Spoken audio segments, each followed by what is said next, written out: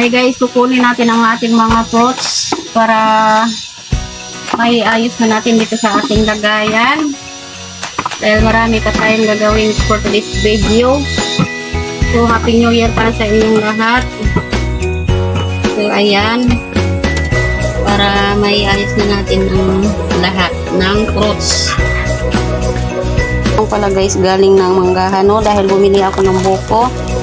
So, ayan. Nagdagdag pala ako ng mga kailangan natin. Ayan. Yung mga bilog-bilog natin, dinagdagan ko lang dahil medyo kulang pa. Yung ating mga ricados dyan. Ayan. So, ayan. Iayos na natin ang ating pinya, guys. Ayan. Decoration na natin. Decoration na tayo sa ating mga bilog-bilog para sa ating New Year's resolution ng 2024.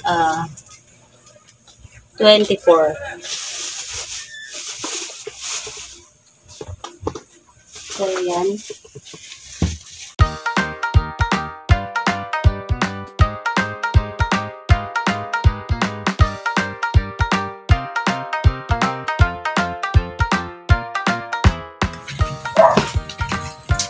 So, dito naman guys, kukunin natin ang ating pag-grams.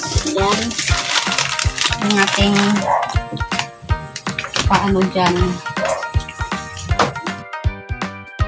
So, ito guys, gagawa pala tayo ng graham. So, may tatlong ano tayo dito. Merong, ito yung powder lang siya, parang ano lang, crush na ano. Ito naman yung kanyang buo. So, dalawang binili ko nito. Anytime, kung kulang or sobra, mas maganda. Dapat sobra. Huwag lang magkulang.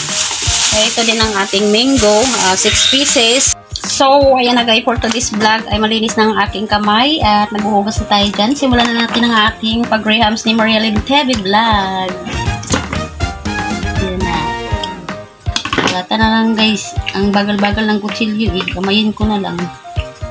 So, naghuhugas naman ako ng kamay. Kaya,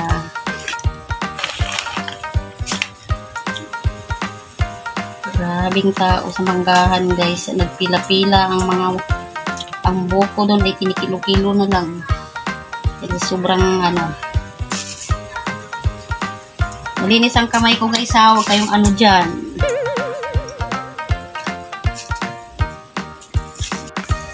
Ay, hindi ka naman pwedeng basta-basta na lang nahala ka ng hala na bili na ngayon kahit napakamahal ng ganyan. Kailangan mo maghanap ng medyo nakakamura.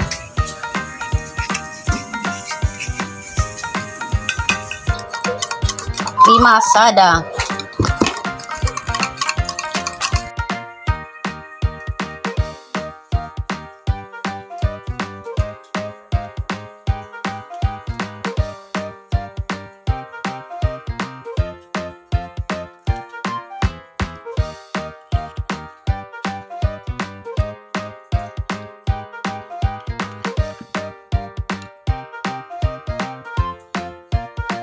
And guys, maglagay na tayo ng crush honey powder.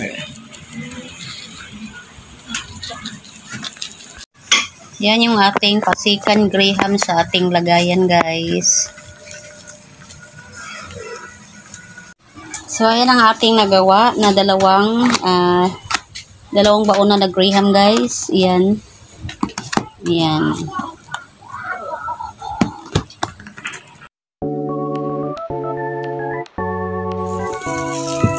So, ito pala yung buko ang ating binili guys. 6 na buko pala ang ating binili, no?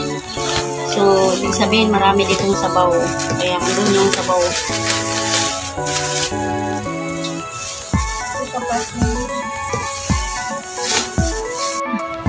So, ito yung dalawang piyesta ang ating bubuksan muna guys. May dalawa din ako ditong 2 days. Dalawa din 2 days, dalawang ganito. So, try ko na itong dalawa kung okay na ba siya dito sa 6 na buko. Salain natin guys dahil hindi man pwede isama ang sabaw, no? Tanggalin natin. Sabi nila, ito daw yung pineapple na ito, hindi daw natin tanggalin dahil mapanis daw yung, ay medyo maasin daw yung ating salad. Eh, sayang naman pag tinatanggal natin to, no?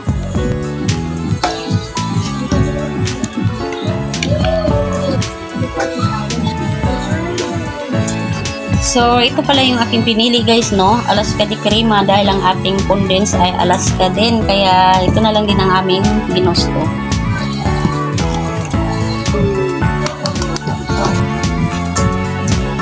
So, ito na yung ating Alaska condense guys. Lagay na natin. So, hindi mo natin ibuhos ng todo, no? Kasi baka sobrang tamis naman. Nayari na, hindi na makain. Diabetes ang kalabasan.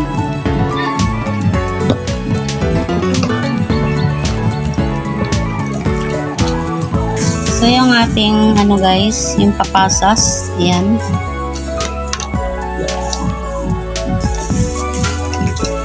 Yan, halu-haluin lang natin ulit. Ganun lang naman kasimple ang ating salad, guys. Hindi na tayo magdagdag na kung ano-ano pa yung nasa mga bote na yan, mga about na kaong, dahil napakamahal na. Ang mahal na nga ng buko, guys, eh. Kung tutuusin talaga, 60 ang buko na dito sa ibang mga nagtitinda. So, kung magtiyaga ka maghanap ng medyo mura, makakuha ka ng mura. Pero pag hindi ka matyaga, papunta ka sa mahal. Kaya tama na ito, wag na natin masyadong pabunggahin ng ating salad. Importante ay meron. So, yan, di ba sabi ko naman sa inyo, may dalawa rin akong ganito. So, mag-additional ako ng isang 2 days dahil ang daming buko, 6 na buko kasi ito guys eh. Parang konti lang yung kanyang mga fruits, kaya magdagdag ako ng isa. Bahala na kung hindi sila magkapareho. Ang mahalaga ay madagdagan.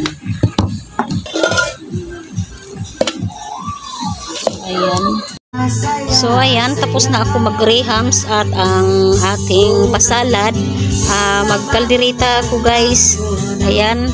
Nahugasan ko na ang ating baboy para palambutin na natin at gigisa muna natin para mawala ang kanyang lansa, no? So, ayan. Ano lang natin din ang ating patatas at carrots para medyo makrispy naman. Ayan, igisa ko din siya. Tapos, hanguin ko din siya sa kawali. Ayan, itabi ko muna para igisa ko na yung ating baboy. So, ito pala sa party ng ano to, yung may hita, yung medyo mabuto siya guys, pero hindi siya mabuto. Malaman to. Part lang siya ng may buto talaga, pero as in malaman to siya guys. Ayan, so maglagay tayo ng reno dito para medyo malapot-lapot naman ang ating pakalderita dyan.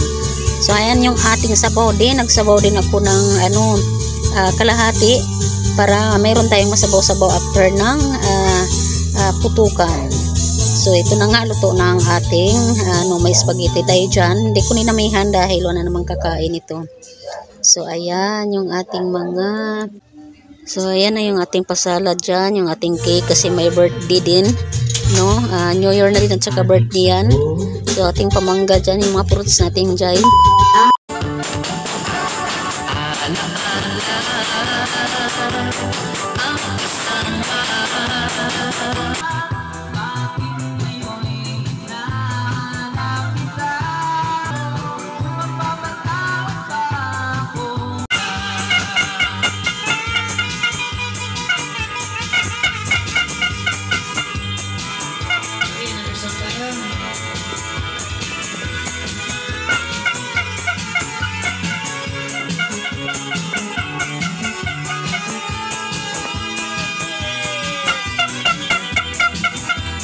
Happy New Year guys! Thank you for watching!